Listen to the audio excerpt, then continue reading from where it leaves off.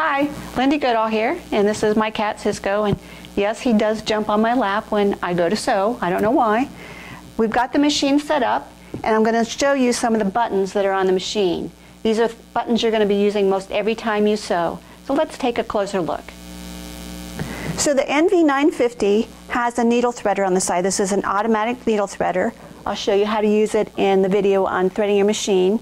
There's a little cutter back here that's on the side of most sewing machines, but a better cutter is this one. This is an automatic thread cutter. You'll be able to know it because it's got the little scissors icon. And I've sewed a few stitches down here, and I'm just going to press it so you can see how it works. And it's trimmed my thread, pulled the threads to the back of the fabric, and I can just take it out. Now, this button, a lot of us have a button like this on other machines. This is not the needle down for sewing button. That's controlled through your settings. This is sort of a needle position button. So if I press it, the needle goes down.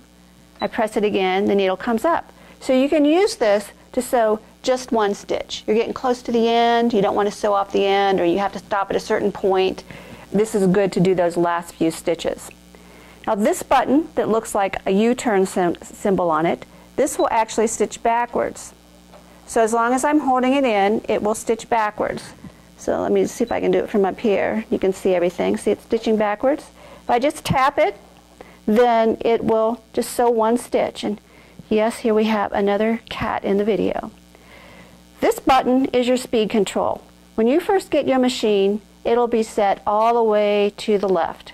And that is very slow. So you'll want to, even if you're new, you'll want to at least have it in the middle, and even over here. You'll really want to have it over there for when you're doing decorative stitches, because those take a long, long time to sew. Now this green button indicates when you're ready to sew. So if I raise the presser foot, you can see that it's turned red. It'll also be red when you first start up your machine, because it's in a startup mode and it's getting ready. So whenever it's red, you won't be able to sew. Now if you're winding a bobbin, it'll turn orange. So those are sort of your indicators. And, okay, buddy, down. There'll be indicators on the screen to tell you what some of the error messages mean. So hopefully you'll be able to sew without cats getting all over everything and getting cat hair all over your projects. So that's it for the major buttons on the front of the machine. See you in the next video.